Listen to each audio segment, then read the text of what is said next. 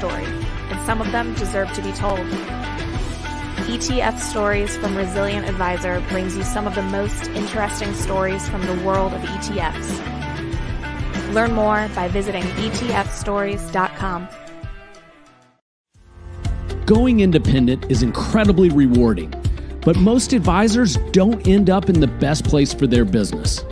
They instead end up getting sold by smooth-talking recruiters, custodian reps, or worst of all, aggregators who don't have their best interest in mind. The Independence Incubator from Resilient Advisor takes a fiduciary approach to independence. Our clients pay us directly for unbiased guidance on the best path for their business. Don't get sold, get educated, and get unbiased guidance. Visit independenceincubator.com to learn more. ETF Stories is designed to be a short-form interview where ETF issuers, portfolio managers, and index providers can come on and tell their story in a short, concise format. Today, I'm speaking with Michael Venuto, portfolio manager of the Amplify Transformational Data Sharing ETF, symbol BLOK. Mike, thanks for coming on. It's great to see you again, Jay. Excited to be here talking BLOK. I love talking BLOK. Let's get right to it. For folks where BLOK is a new story to them, what is the investment thesis of BLOK? Okay, so you said that mouthful name, Amplify Transformational Data Sharing ETF, which was, what we had to do 3 years ago to get the thing out. But the ticker tells the story. What we're investing towards is exposure to the blockchain industry, right? Whether it's the crypto miners or the transaction companies or that boring part of blockchain that still makes $50 billion in revenue, tracking chickens at Walmart or whatever. We actively go out there and engage in finding the best public companies that we can to get exposure for our investors to this transformational change in how data is shared through blockchain. Excellent. So in addition to your team at Amplify ETFs, tell us a little bit about the portfolio management team and the resources that go behind executing this active strategy. Sure. So BLOK is actually a partnership between Amplify and Taroso, and a third partner, Emeritus. It's a research shop working with EQM. So at Taroso, we act as the active sub-advisors on BLOK as well as a partner in the fund.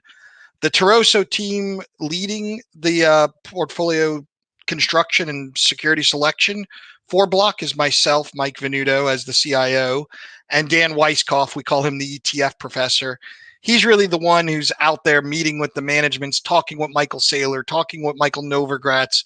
He's flying to Texas today to meet with the folks at Hive as well as Riot. We've sent him to Iceland to review the mines. We've sent him to the Bitcoin Mining Council to hear how they're thinking about moving towards a more socially responsible or ESG approach to mining. So Dan really does a lot of the heavy lifting. In addition to that, we have an analyst that's dedicated to maintaining our database. There's about 200 public and private names that we currently follow in the blockchain and cryptocurrency arena. His name's Ryan Fitzgerald. And then we have the full Taroso execution team that is run by Charles Regas and Eric Kelly and Chow. This team is really there to use all the benefits of the ETF wrapper to help get exposure to these amazing themes that have, a lot of volatility, a lot of upside volatility, occasional downside volatility, but doing that in a tax efficient manner is extremely important, right? We were able to transition the portfolio and realize a number of gains in a substantial way, but outside of a distributable capital gain to investors.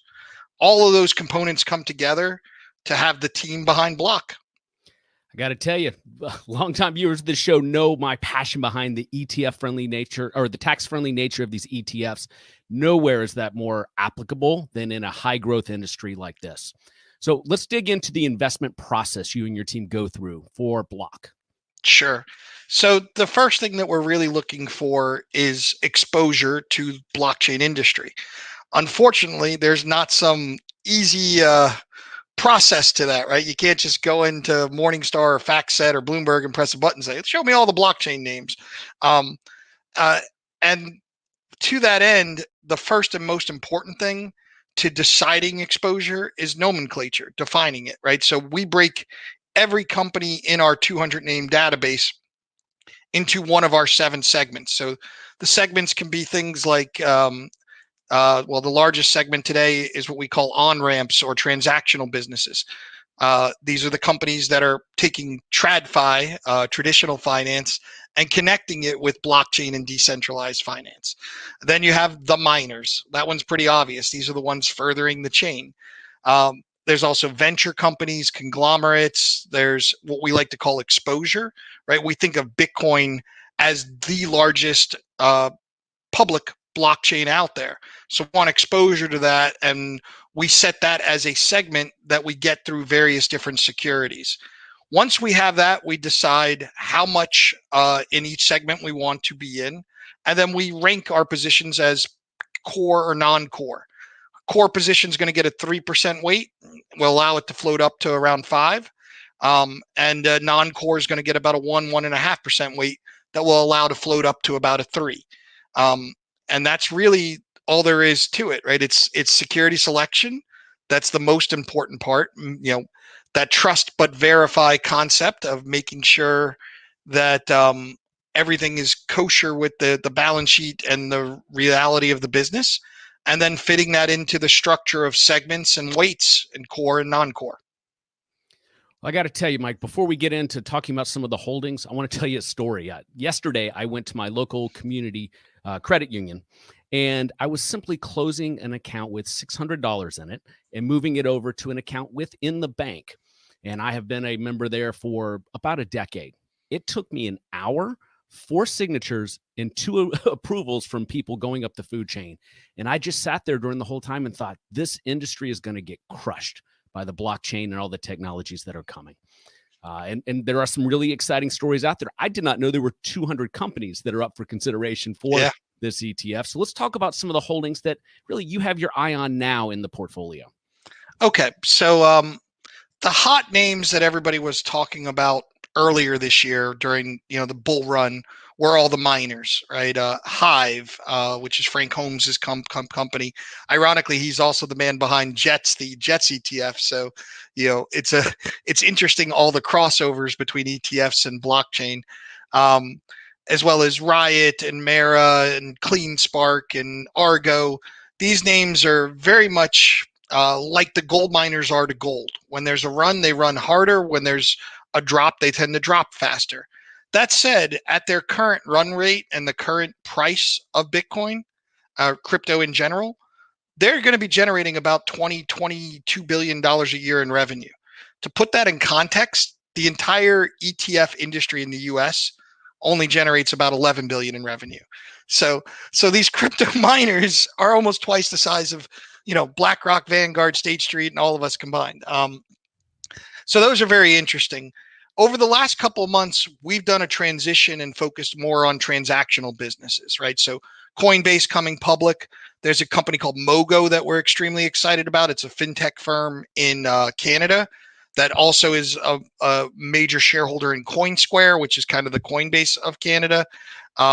Voyager, super exciting company, right? It's kind of the Robinhood of crypto exchanges. 85% of their revenue comes from cryptos other than Bitcoin and Ethereum. So it broadens the exposure. Those are some of the names that we've been really excited about, because when you have volatility, it's these exchanges that benefit even if the price is going down because the volume goes up. So that's where we've been really focused. Another thing that's really interesting that we can do as an active fund that the others can't is we can participate in IPOs. We can buy when issued SPACs, which we've done that. There's a SPAC that we currently own that's bringing Topps, the baseball card company, public. And what's really interesting there is their embracement of NFTs, right? So blockchain's a lot more than just Bitcoin, right? It's all these things that can be done to make things unique in a digital world. The Internet 1.0 democratized information. That's why we can have a podcast and reach more people than CNBC. Internet 2.0 is about making that data unique and secure, and that's all done on the blockchain. NFTs, gaming, all these new forms of decentralized data sharing and finance are super exciting to us. And as an active manager, we're really seeking these out.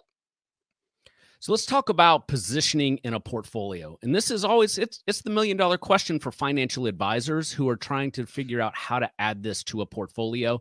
First, I want to play you a clip from your partner at Taroso, Michael Gayad. And I asked him how advisors should potentially look at Bitcoin when adding it to a portfolio. Sure. Well, I think, as we know, a lot of advisors want to get in the space, but they're not quite clear on how to do so. And their clients are obviously asking about it quite a bit. I'm sure they were asking more about it when it was at all-time highs than where it is today, effectively having gone nearly a round trip, losing almost all the gains for the year. It's not clear. It's not the only real technical rule I've seen that works with Bitcoin and cryptocurrencies so far, in terms of how it's additive to a portfolio, is rebalancing. Meaning, if you put a 1, 2, 3% allocation, and every single month you're simply harvesting the volatility by selling back to the 3% when it's gaining and upping it back to 3% when it's falling. Gayad always with the sharp tongue, but yeah. But the spirit of his answer is using it as a tool to rebalance as it goes up and down. Now, we're talking about BLOK in its implementation. Are there any comparisons there, or how do you feel advisors should look at implementing BLOK in their models? Okay, so let's start with, Bitcoin has gone up a lot this year and it's gone down a lot this year. And it's not quite a round trip, but it's close. BLOK is still up over 30% for the year. And that's because these are public equities. These are companies that are making money off of what's going on in both blockchain and crypto. They're not just the price movement around one large public blockchain. So that said, I will agree with Gayad on the rebalancing, right? So BLOK may not be a one-to-one proxy for Bitcoin, right? It's not intended to be. It's more the GDX to the GLD, right? Think of Bitcoin as the underlying commodity and BLOK as the miners and picks and axes out there. That's also actively managed, right? We were able to take gains in the miners and things. Now, rebalancing. So Gayad's one of the team members. David Jacansky is another one that's on our team at the think tank and also a big part of what we do in this. And they're both rebalancing gurus, right? Rebalancing with any very volatile asset is extremely important, right? So, the CFA and Matt Hogan did a piece as well on this, where, regardless of the ups and downs, it's the fact that the asset class of cryptocurrency is extremely volatile and highly uncorrelated to everything. BLOK is less volatile and highly correlated to cryptocurrency. That's our value prop. Now, in terms of allocation, we still don't think this is a core of somebody's portfolio. This is a satellite. What we have seen is more and more advisors having thematic portfolios, and that's where we tend to get higher weights. We've seen Wisdom Tree come out with something like that. The folks at American Portfolios Group, working with Jacansky, came out with they call it the Theme Catcher portfolio. I've seen Lunt do some stuff here. So you see more and more thematic portfolios coming to market. I think that's where BLOK tends to get the larger allocation. Yeah. So, Mike, I would agree. In prepping for this ETF Stories episode, it just became very clear that this would fit in very well in a thematic portfolio with a strong rebalancing strategy given the volatility. Mike, appreciate you coming on and talking about the BLOK ETF. For podcast listeners, please visit bloketf.com. That is bloketf.com to learn more information. Thank you very much, Jay.